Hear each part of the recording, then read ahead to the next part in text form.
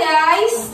Another day, another science talk. So today we're gonna talk about the Creation movie in 2009, which talks about the story of Charles Darwin. So first of all, ano ba yung connection niya sa comparative anatomy?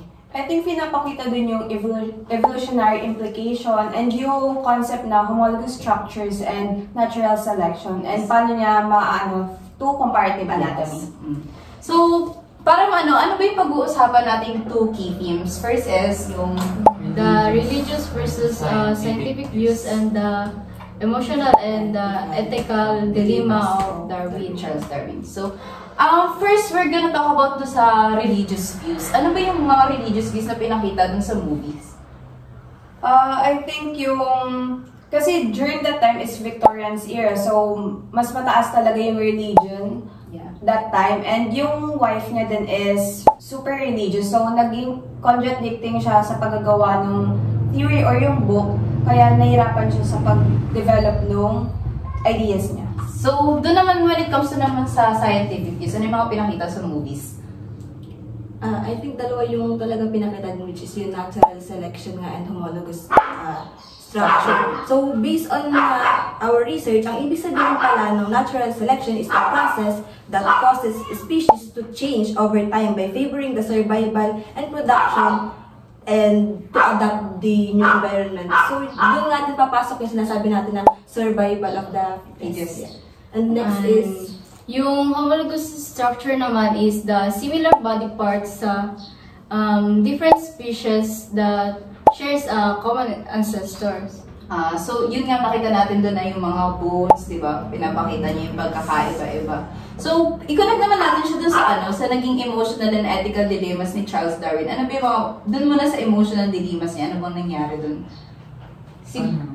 Nagkaroon siya ng hallucination. Yes, hallucination. Also, nawalan din kasi siya ng anak. Oo, so parang nahirapan siya kasi yung anak niya yung mismo nagsusupport dun sa mga ideas na ginagawa niya, di ba? And ano din, syempre yung sa asawa niya, di ba? Super religious. Oo, super religious. How about naman sa ethical dilemmas niya? I think yun yung naging conflict niya dun ay sa paggagawa ng title, which is The Origin of Species. Kasi nagko-contradict siya sa religion. So, dagdag na rin nga natin, di ba, yung siya nung religious that time. So, kapag binuo niya yung yun, pinublish niya yung book na yun, parang mababacklash siya. Yeah. Kasi contradicting nga masyado yun. So, i-connect na nga natin siya sa comparative anatomy. Ano nga ba yung mga binigay sa atin ng movie na connected siya sa comparative anatomy? I think ang pinakang nagustuhan ko doon sa Celine is yung about sa monkey ba yun? Yeah, and yun nga, parang i-relate nga niya yung nung baby pa yung daughter niya, tapos yun, parang in-apply niya doon sa monkey. Oo, yung connection nila sa isa't isa, di ba? Saka dun sa, yung sa fox and sa rabbit, di ba, na kung pinakita doon na yung fox is kinain niya yung rabbits kasi, tapos naman nag-iyak yung anak niya, pero kumbaga pinaliwanag ni Anne na kung hindi nga kakainin nung fox yung rabbit, magugutom yung anak niya.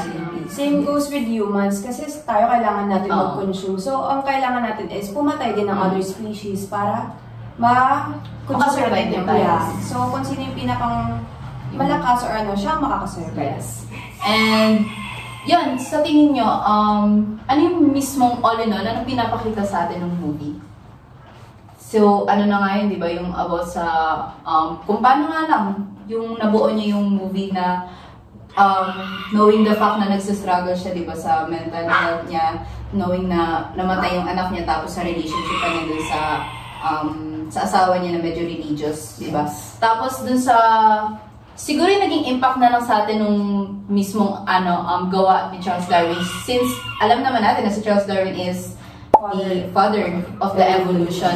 Meaning to say yung gawa niya pa lang na yung sa The Origin of the Species is nagbigay sa atin ng mas malawak na idea at hindi tayo nilimitahan dun sa, di ba, ano nga ba yung paniniwala natin noon pa lang, di ba? Yung sa... Simula nung dati pa, naniniwala tayo na pinanganak tayo ginawa tayo ni Lord. Ni Lord, no? Kumbaga, naka-fixed form na tayo na binuo na niya tayo noon pa lang and salungat naman yun sa theory ni Charles Darwin na through time, nag-e-evolve tayo. Able to adapt siya. Oo, nag-e-adapt tayo kasi maraming environmental challenges, di ba? So, yun lang naman, since di ba, marami naman talaga tayong struggles, lalo na sa sarili natin, di ba, kahit kayo na naman nagkakastruggle. Tapos, syempre, napakaraming pinapakita sa atin ng human nature, yung mga evidence na binibigay sa atin. Well, marami nga namang views sa religion, lalo na tayo siguro naman, lahat kayo naniniwala sa Diyos, di ba? Yes, tapos knowing nag-biology tayo, naniniwala rin tayo sa science. Maraming theory na binibigay sa atin, but those are just all theories. Hindi natin alam kung ano nga ba yung totoo, di ba? So, maiiwan na nga lang tayo sa katanungan na, ano nga ba yung totoo?